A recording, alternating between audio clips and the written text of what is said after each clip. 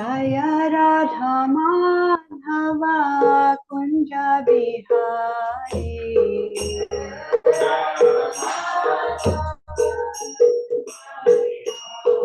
Jaya Radha Madhava Kunja Bihari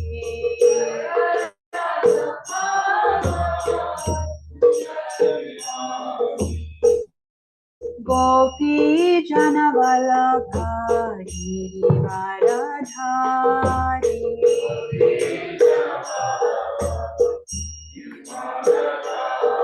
Gopi Jana Vallabha Giridharadhari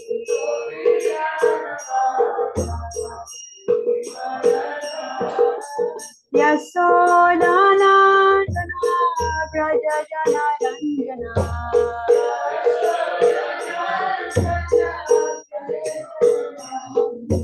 Yasodhanandana Braja Jana Ranjana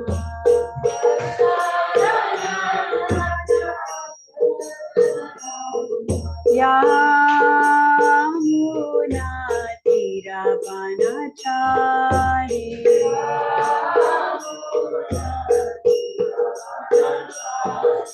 Yamuna Tiravanachari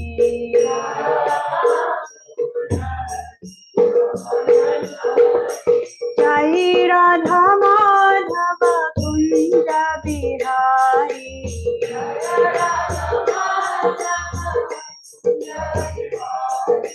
Jai Radha Madhava Kunja Bihari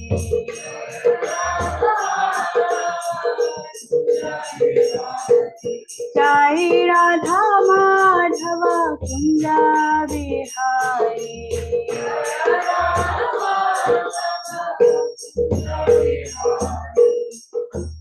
Radha Madhava Kunja.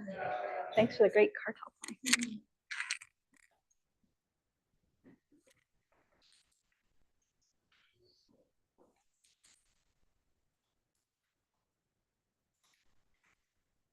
Good morning, everyone. It's nice to be here with you.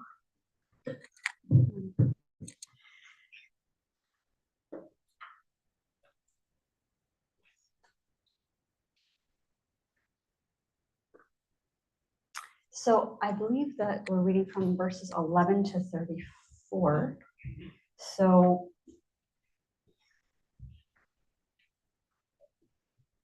yeah, we will take turns reading. And this is the part where, well, the chapter's title is Creation of the Universal Form. So a continuation of that description. And pretty interesting, I think. Everything about it becomes interesting, right? So text 11, I'll begin with this and I'll first say the prayers for the Srimad Bhagavatam. Om Namo Bhagavate Vasudevaya.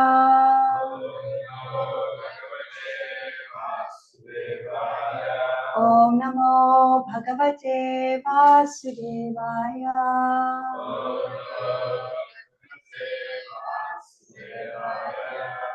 Om Namo Bhagavate Vasudevaya.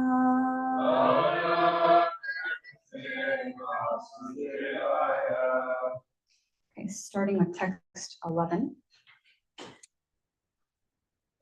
Maitreya said, "You may now hear from me how the Supreme Lord separated himself into the diverse forms of the demigods after the manifestation of the gigantic universal form. Agni, for he separated from his mouth, and all the directors of material affairs entered into it in their respective positions. By that energy, the living entity expresses himself in words. When the palace of the gigantic form was separately manifested, Varuna, the director of water in the planetary system, entered therein, and thus the living entity has the facility to taste everything with his tongue. When the Lord's two nostrils separately manifested themselves, The door of Vishnu Kumaras entered them in their proper positions, and because of this, the living entities can smell the aromas of everything. Thereafter, the two eyes of the gigantic form of the Lord were separately manifested to the sun. The director of light entered them. Eyes. Partial representation of eyesight. And thus the living entities can have Perfect timing. Yep. We're also dependent, right? On our things don't work on our bodies. And there was a manifestation of skin separated from gigantic form. Anila, the deity directing the wind, entered with partial touch, and thus the living entities can realize tactile knowledge. When the ears of the gigantic form became manifested, all the controlling deities of directions entered into them with the hearing principles, by which all the living entities hear and take advantage of sound. When there was a separate manifestation of skin, the controlling deities of the sensation and their different parts entered into it, and thus the living entities feel itching and happiness due to touch. When the genitals of the gigantic form separately became manifest, then Prajapati, the original living creature, entered into them with his partial semen, and thus the living entities can enjoy sex pleasure. The evacuating channel separately became manifest, and the director named Mitra entered into it with partial organs of evacuation. Thus, the living entities are able to pass stool and urine. Thereafter, when the hands of the gigantic form separately became manifested, Indra, the ruler of the heavenly planets, entered into them, and thus the living entity is able to transact business for his livelihood. Thereafter, the legs of the gigantic form separately became manifest, and the demigod named Vishnu, not the personality of Godhead, entered with partial movement. This helps the living entity move to his destination. I wonder if there's ever confusions on the heavenly planets. Oh, Vishnu, and they might have a last name or something. Distinguish them. when the intelligence of the gigantic form separately became manifested, Brahma, the Lord of the Vedas, entered into it with the partial power of understanding, and thus an object of understanding is experienced by the living entity.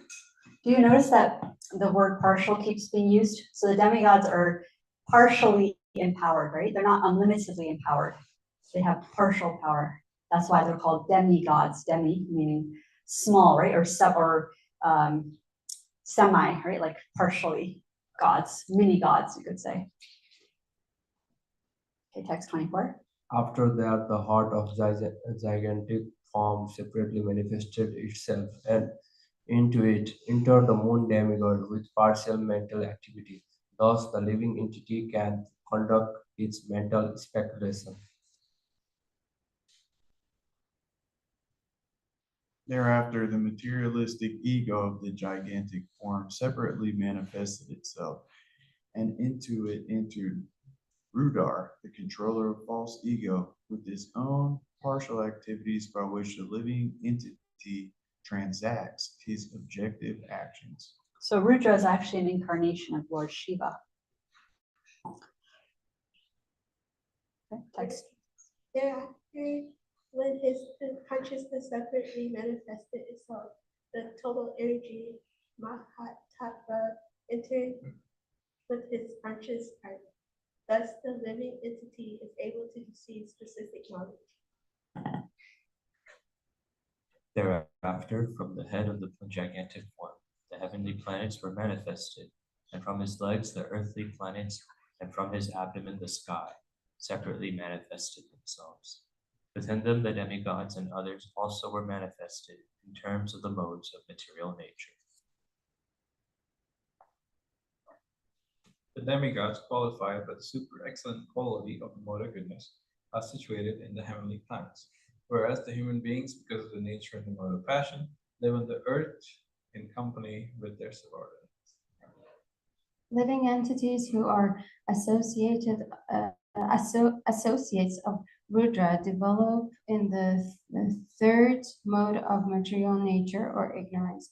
They are situated in the sky between the earthly planets and the heavenly planets. O chief of the Kura dynasty, the Vedic wisdom becomes manifest from the mouth of the Vira, Jagati form. Those who are inclined to this Vedic knowledge are called Brahmanas, and they are the natural teachers and spiritual masters of all the orders of society. Thereafter, the power of protection was penetrated from the arms of gigantic Vira form. Virat, yeah. And in relation to such power, the Kshatriyas. Kshatriyas also came into existence by following the Kshatriya principle, protecting society from disturbance of peace and miscreants. Yeah, in different parts of the Bhagavatam, it's described that the Brahmana class are compared to the head, right, of the body of society. The Kshatriyas are what? The arms, right? Strength, leadership, governance, management. Okay, next verse. Means of livelihood of all persons, namely production of grains and their distribution to the prajas, was generated from the thighs of the Lord's gigantic form. The mercantile men who take charge of such execution are called Vaishyas. Thereafter, service was manifested from the legs of the personality of Godhead for the sake of perfecting the religious function, situated on the legs of the Sudras, who satisfy the Lord by service. Okay, thank you. So now we're on text 34, and we're going to do the purport for this one. So text 34 says, all these different social divisions, the four that we just read about, are born with their occupational duties and living conditions from the Supreme Personality of Godhead. Thus, for unconditional life and self-realization, one has to worship the Supreme Lord under the direction of the spiritual master. Let's do the Sanskrit. Ete varna svadharmena. Sorry, let's do it again. Okay. Ete varna svadharmena. Yajanti svagurum harim. Shradhayatma vishuddhyartam. Yajjata sahabittivihi. Okay, let's go to the translation again. All these different social divisions are born with their occupational duties and living conditions from the Supreme Personality of Godhead. Thus, for unconditional life and self-realization, one has to worship the Supreme Lord under the direction of the spiritual master. So for the two reasons, unconditional life and self-realization, right? So keep that in mind. That's what you get from doing it. You get unconditional life and self-realization. Purport by Srila Prabhupada. Since they are born from different parts of the body of the Supreme Lord in his gigantic form, all living entities in all parts of the entire universe are supposed to be eternal servitors of the Supreme Body. So just notice what you feel inside when you hear that statement, and we'll come back to that. Every part of our own body, such as the mouth, hands, thighs, and legs, is meant to render service to the whole. That is their constitutional position. In subhuman life, the living entities are not conscious of this constitutional position, but in the human form of life, they are supposed to know this through the system of the varnas, the social orders. As above mentioned, the Brahmana is the spiritual master of all the orders of society. Thus, Brahminical culture, culminating in the transcendental service of the Lord, is the basic principle for purifying the soul. In conditioned life, the soul is under the impression that he can become the Lord of the universe. And the last point of this misconception is to think oneself the supreme. The foolish conditioned soul does not take into account that the supreme cannot be conditioned by maya or illusion. If the supreme were to become conditioned by illusion, where would be his supremacy? In that case, Maya or illusion would be the supreme. Like if you think of a box, right, inside that box we're under illusion. So now imagine if God was also inside that box, right? He's also covered by illusion, then he would be inferior to Maya. So that's the point Prabhupada's making. And this is a point that's particularly relevant to Mayavad schools in various places of the world, but especially in India, right? Where the idea is that, well, God might appear, but really he's ultimately also a byproduct of, he's also covered by the energy of this world. The actual position of the conditioned soul is explained in this verse. All the conditioned souls are impure due to contact with the material energy in three modes of nature. Therefore, it is necessary that they purify themselves under the guidance of the bona fide spiritual master, who not only is a Brahmana by qualification, but must also be a Vaishnava. The only self-purifying process mentioned herein is to worship the Lord under the recognized method, under the guidance of the bona fide spiritual master. That is the natural way of purification, and no other method is recommended as bona fide. Bona fide, he is repeating that word, right? You notice that? The other methods of purification may be helpful to come to this stage of life, but ultimately one has to come to this last point before he attains actual perfection. So what's the last point?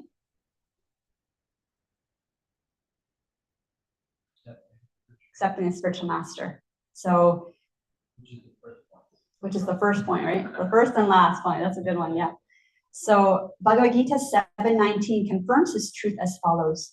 Bahunam, you can say it with me. Bahunam janmanam ante jnanavan mam prapadyate vasudeva sarvamiti samahatma sudurlabha.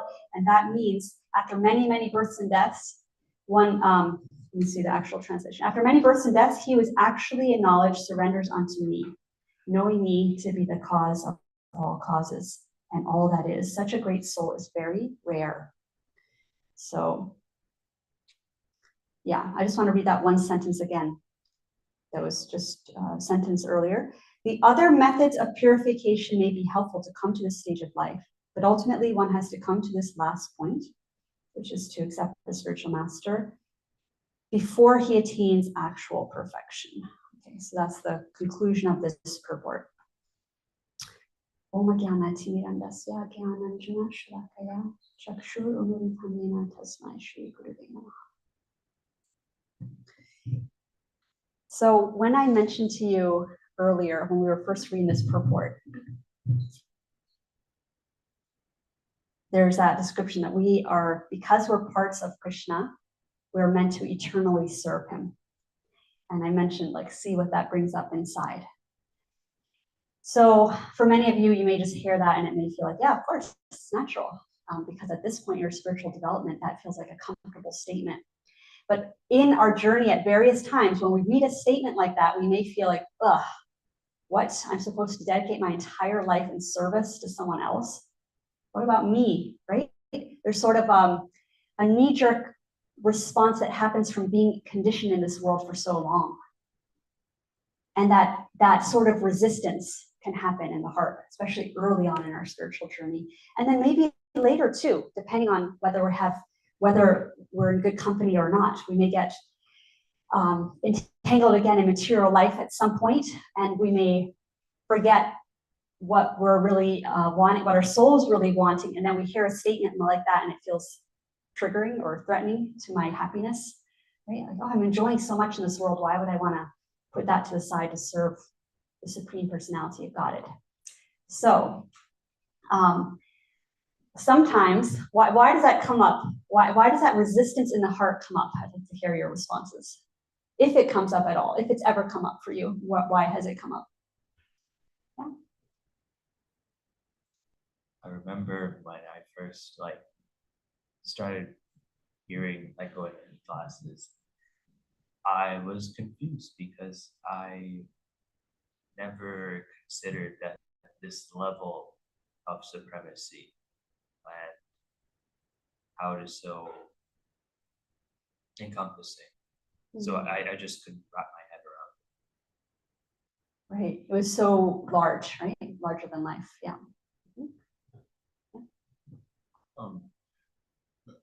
Maybe also there can be a feeling of like, if I give up what I want, then I'm not going to end up being happy. Like assuming that, and thinking I'll be happier if I get the way I want, and then not having that faith and trust that, by giving up what I want, then in serving, I'll actually be, infinitely more happy. Yeah. Yeah. But that's hard to believe that whenever we're attached to thinking that if I get what I want, that's how I'm going to be happy. If I believe that deep down, then how can I believe that by not getting what I want, that somehow I'm going to be happy? See what I'm saying? Yeah, and actually it makes sense that that's so ingrained in the psyche or in the subtle body because of lifetimes of having that mentality. Like I have to be the one who makes my life good. I have to control the circumstances and enjoy me. And then all of a sudden, wait, what? It's not the way to happiness, right? So it takes some unwinding. It takes some relearning to recognize that actually there's a quicker and more effective way to happiness. Yes. We lament. We lament. Lament, yeah. On stuff we lose, and then it keeps us from not wanting to lose stuff, and then keep staying here. Oh yeah, that's a good one. Yeah. So we've experienced lamentation and loss, and so we want to make sure that doesn't happen again. So we continue to hold on to what we know and what we want to cling to. You had a comment? I was thinking for a very, very long time, we've been serving, but experiencing some of the dynamic of exploitation. So naturally, we don't want that. Yeah. Because in the mature world, it's like everybody gets exploited to one extent or another. there's no fair share or fair deal. Yeah. Yeah, there's the analogy given that when we're all here in this world trying to care for ourselves first, we're like throwing pebbles into a river, and every single pebble is going in its own spot, and then the ripples are all colliding, right, and clashing into each other. So when it's not exactly from your point, but I was thinking that different objectives from people create that conflict. But what you're saying is that when I'm serving in this world, I often experience being maybe taken advantage of or not fully reciprocated or put into a subservient position I didn't want to be in, right? There's all these dynamics that can happen in this world where everyone's self-focused and throwing their own rock in. In spiritual life, we're all throwing the pebble into the same spot, which is Krishna first, and then everything is harmonious in society and with everyone. Yes, Gopal. It's explained that it's like when a young boy serves a young girl, or when the mother serves the child. They get satisfaction from that. They get happiness from that. So that's an example. Yeah, so that's an example in this world where we do have the conflicting experience that actually when we put ourselves in a position of serving someone that we love, then we often feel that natural byproduct of that experience, which is deepening love and happiness. Yes.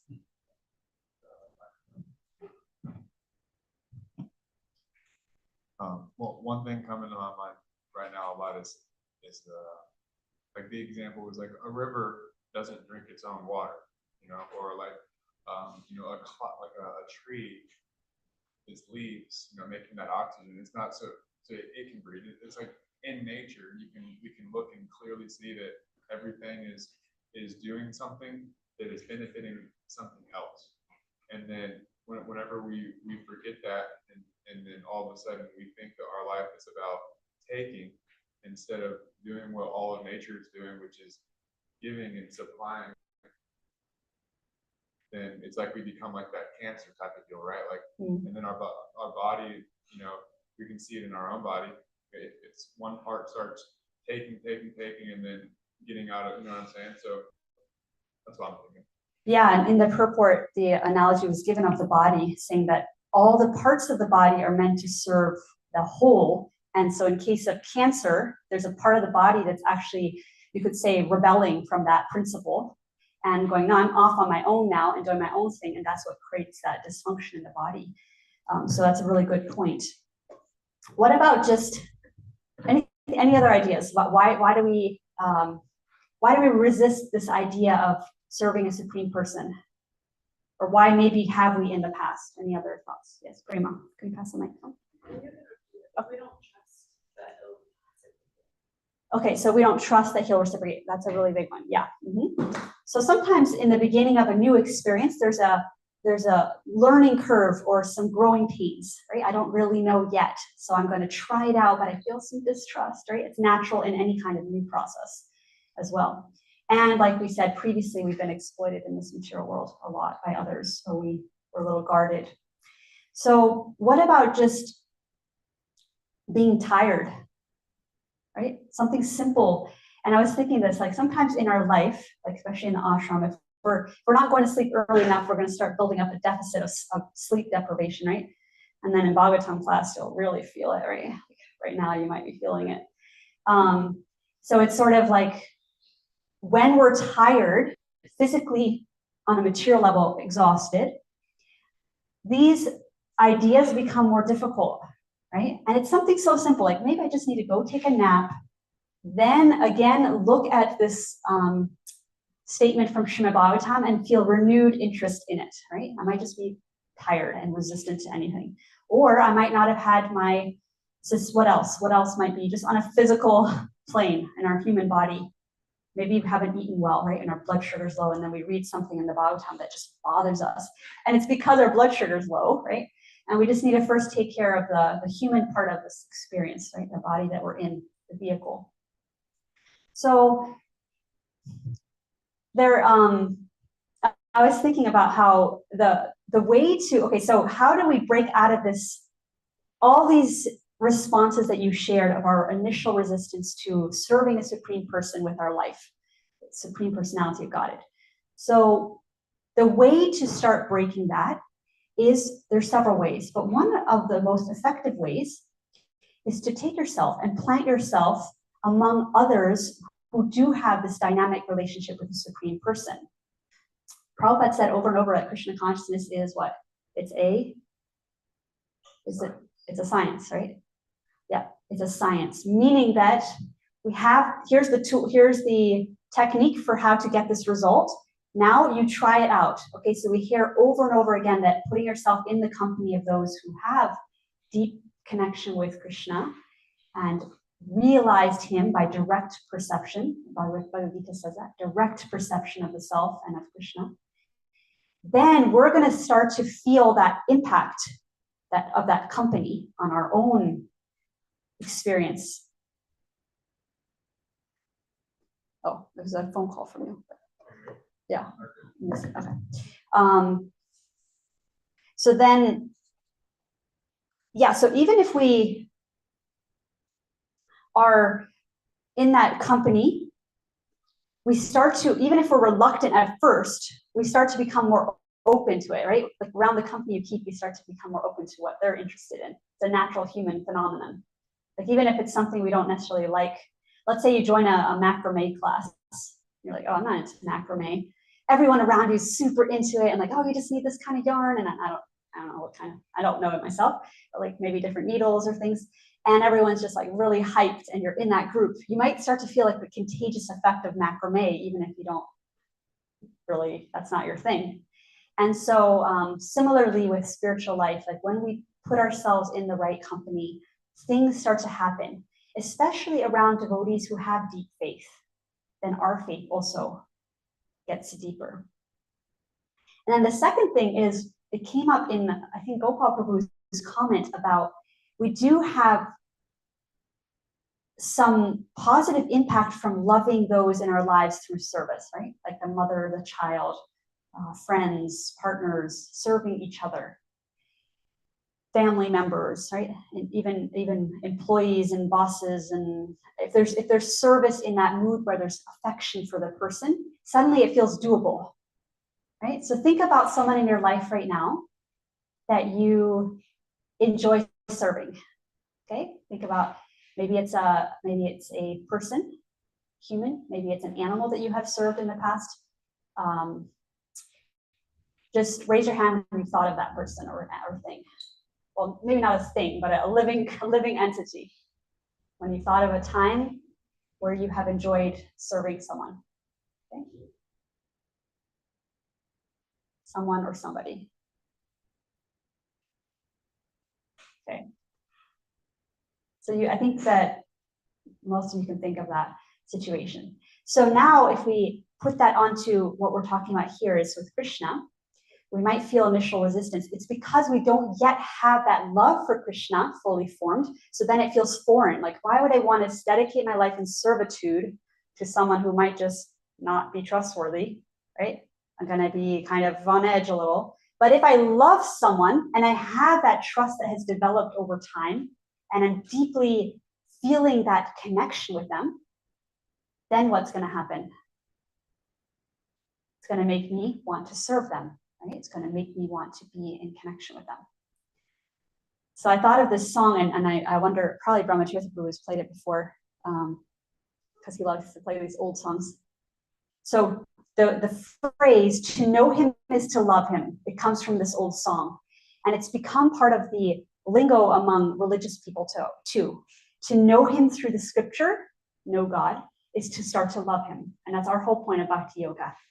By learning about Krishna and by getting to know Krishna, then I start to love him. So I'll play the first minute of this. How's that nice beat? Know him is to love him. Just to see him smile makes my life worthwhile. To know him is to love him, and okay, so the intended audience for this is not Krishna, but we are taking that idea that to know Krishna is to love him. And he's actually the person that we can really 100% guarantee that statement with. Like with other people in the material world, we might initially feel that, like, I love every single thing about them, right? And then as you get to know them more, it might be like, oh, I didn't realize they had this quirk. That's usually the fallout. And someone's so disappointed. I didn't realize, I thought everything about them was perfect. But with Krishna, it's the other way around. We might initially feel like, ooh, I don't know, I'm not sure, and I'm getting to know him. Never will there be a time in our journey where that statement won't be true if we're actually getting to know him. So it's exciting. And why is Krishna so lovable? Why is that? What about him is lovable to you?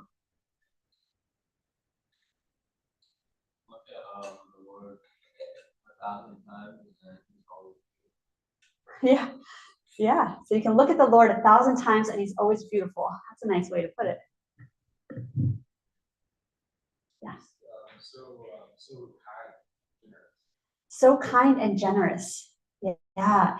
And so as we're reading the stories about Krishna, or even among ourselves, as we're conveying how we experience Krishna in our lives with each other, that principle comes up over and over, how kind and generous Krishna is with us.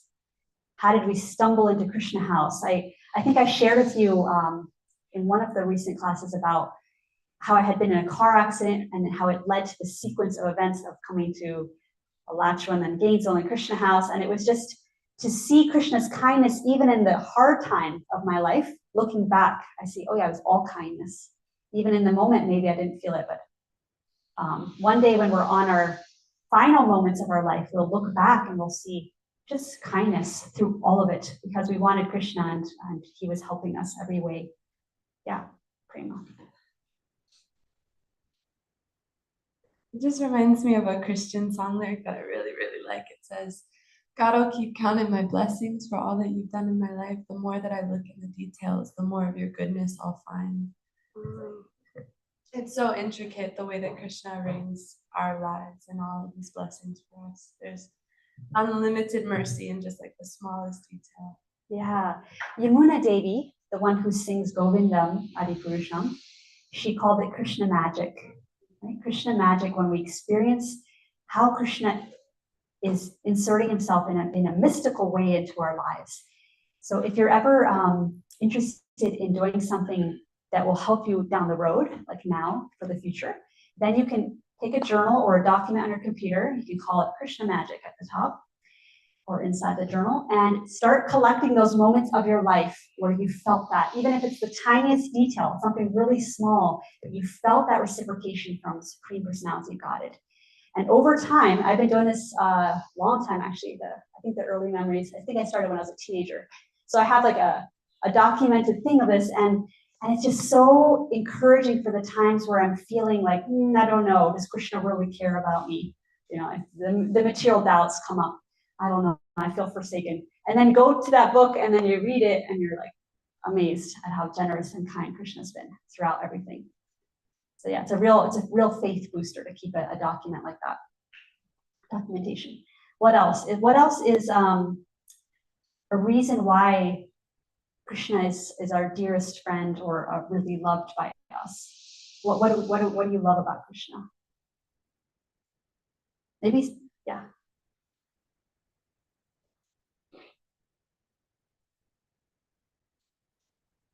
Well, a couple of things. First, if we are servants of Krishna, that's our constitutional position. We'd be happy doing something or not.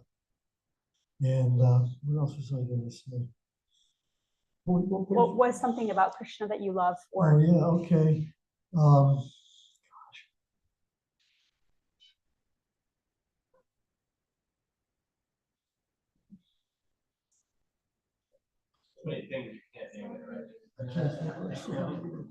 Unlimited thing. Yeah, we'll come back to it.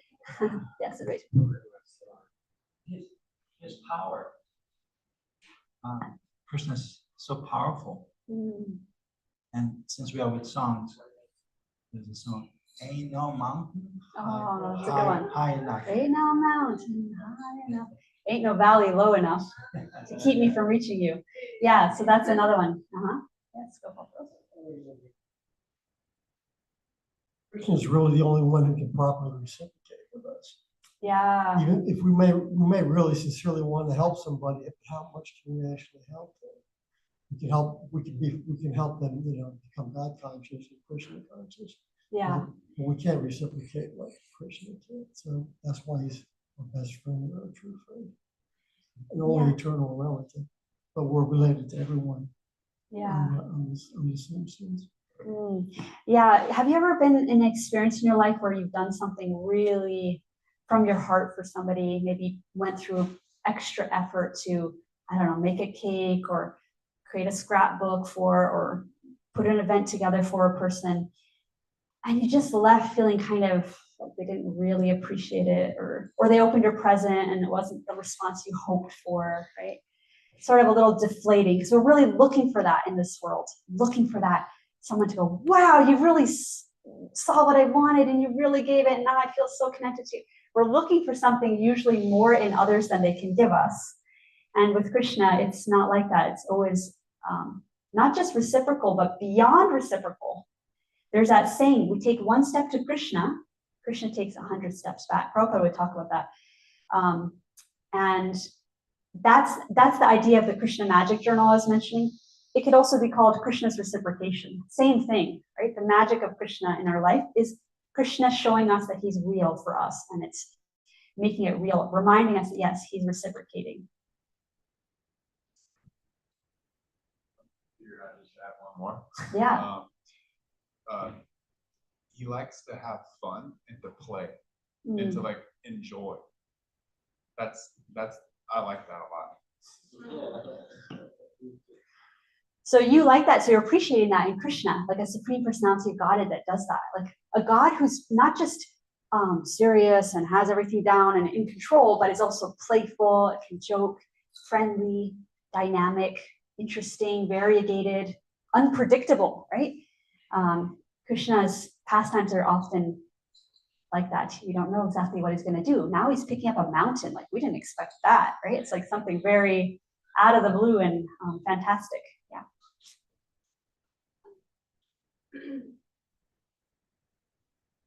He's given us so many ways and versions of him or servants of him to relate to. So maybe sometimes I can't really appreciate Krishna for some reason. Maybe sometimes I feel mad at Krishna or something, but Srimati Radharani, I don't feel mad at. She's like a mother figure. So for whatever conditioning I have in my mind, there's, Srimati Radharani or Lord Chaitanya or Lord Nityananda or my Guru Maharaj or Srila Prabhupada. And there's just like, he's like, okay, that's fine if you're mad at me, but look, there's so many other people that you can love.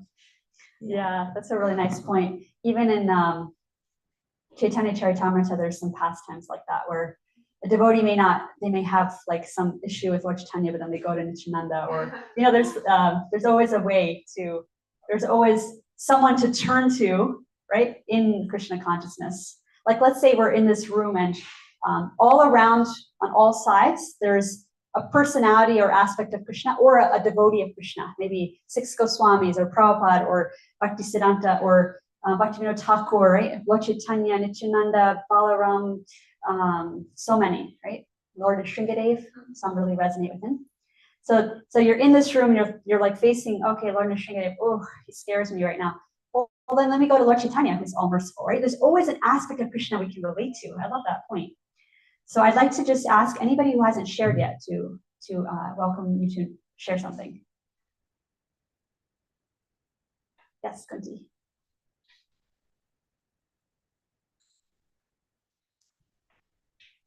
There's 2 things that I really like about Krishna. The first one is his empathy, because it's like no matter, I've noticed that whenever there's a conflict, we kind of think like, oh, someone is right, the other person is not right.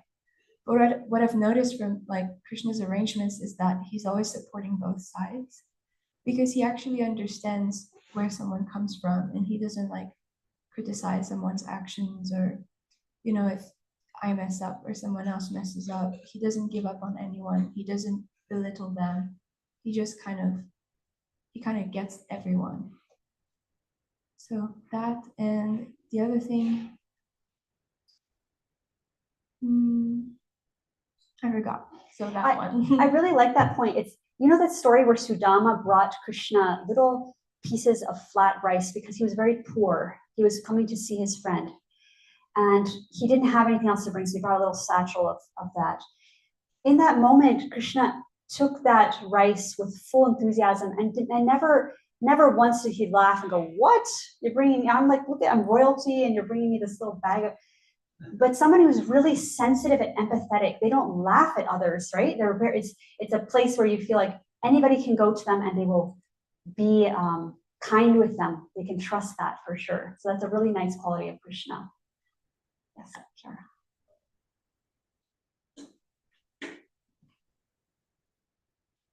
I appreciate that, like, when I choose to be present, Krishna's like always down to be there with me. Oh, I love that.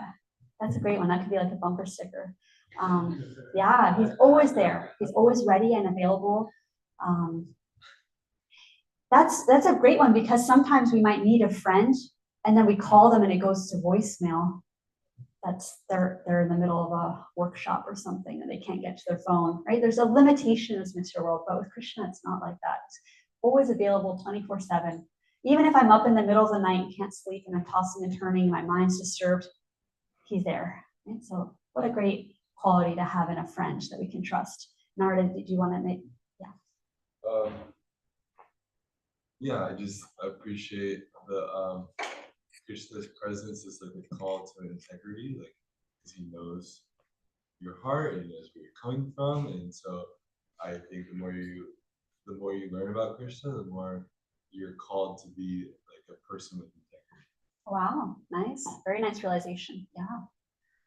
So by the company we keep, we become like that person. So by being around Krishna, we naturally step into what we truly value and what we hold up for our lives in integrity.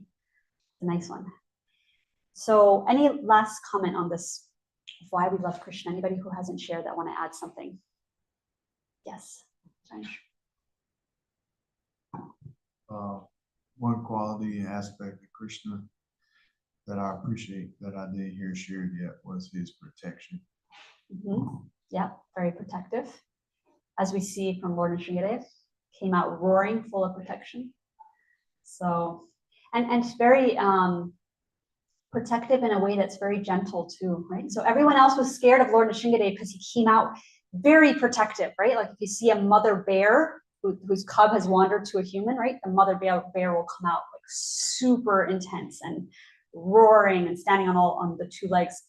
So same with Lord Nrsimhadev. Here he is, right? He's gonna remove the abusive father from the situation.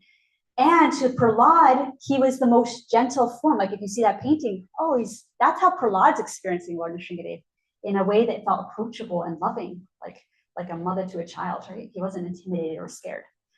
So that protection it's felt in a very nurturing way. So thank you all for sharing that. I was thinking how one more personality that I wanted to share about is Rukmini. Remember, she's the one who heard about Krishna. She had never met him. She had never met him yet face to face, but she heard about his glories through others who loved him. And like we did today, we're churning the thoughts of why do we love Krishna? Why do we want him to be our friend in our life, our supreme friend? So Rukmini also, she was hearing about Krishna over and over, and she fell in love with Krishna by hearing about his incredible qualities. Of course, she's already an advanced, she's an eternal consort of Krishna. But the pure devotees who are already advanced, their ears perk up right away and they immediately fall in love with Krishna. It doesn't take them long. For us, it might take a little longer. We need to first trust him. We might need to be around. That's why there's the process of sadhana bhakti, right? It's to build up to that place of falling in love with Krishna. But it's encouraging to think how Rukmini Devi, she didn't meet him face to face, and she already had that experience of faith deepening just by hearing his glories. And so if we can do that with each other, we can tell each other, this is how I experienced Krishna showing up in my life. And this is how, and I want to hear how he's showing up for you. And together we can start to make him real to us, right? He's real, he's there. And affirm each other's faith and start to fall in love with him more through the company of each other. And so to the point where she was so committed to Krishna that she wrote him a letter. I want you to rescue me from this situation where I'm going to be betrothed to somebody I don't want to be with. And not only that, he was kind of a creep, right? So she reached out to Krishna for help, and that total trust that Krishna was going to come and take care of her in that situation. So we can also in our lives do that. We can write to Krishna and call out to him, and we can deepen our faith in him by reminding each other of why he's so lovable and why to know him is to love him. That can be the motto of it. To know Krishna is to love him. And once you know him, here's a little caveat, okay? So once you know him and love him, you have to be ready for that because he's going to be hard to give up. And Rupa Goswami advises those who are not ready, be careful. Don't go to the bank of the Yamuna where you'll see Krishna playing on his flute in such a captivating way that your heart will be drawn to him if you're not ready to give up the paltry, right? The attachments of this world, which are pale in comparison to that. So, but if I'm still afraid, I'm holding on, okay, maybe I'm not quite ready yet, but let me be around those who are, and let me try to slowly maybe let go of this so that I have this whole incredible experience to replace it with. Right? And then we'll realize that the little things I'm letting go of are just they're pieces of sand. They're trivial. They're coming out of my hands. And what's left is a beautiful diamond. And that's how Dhruva Maharaj said to Krishna, I was asking for broken pieces of glass, but when I found you, I found what? A diamond, right? So all the things in this world that we think are so important, they're like pieces of sand or broken pieces of glass, which actually sand is little broken pieces of glass. But I like that image. Sometimes I've thought of that. I'm holding so tightly to this material world and everything I'm attached to And I can't, because my fingers, like if you try to hold on to sand, you can hold on to it for a while, but it starts to kind of go through the cracks of your fingers, you know? That's like time, taking away all that, and I'm holding on to precious sand. And it's so important to me. And then I realized, wait, I'm forgetting to look at the actual thing that's solid there that I've been given. And that's the real eternal thing that can never be taken away. And it's in our, for our benefits, given that description, it's like a diamond, but it's way more than a diamond. Right? It's something that we could never see in this world or imagine. And so to conclude, it's that when we read a sentence like this, with this mood of having understood why we like Krishna and why we're here, then the sentence will be like, yeah, of course I want to dedicate my life in service to the Supreme Person, because I've determined why that's so meaningful. And it's no longer scary because I'm doing it to someone I love, trusting that I'm going to be reciprocated endlessly beyond my belief, right? Beyond what I could ever imagine. So Srimad Bhagavatam ki jai, Srila Prabhupada ki jai. Thank you all for your comments and reflections.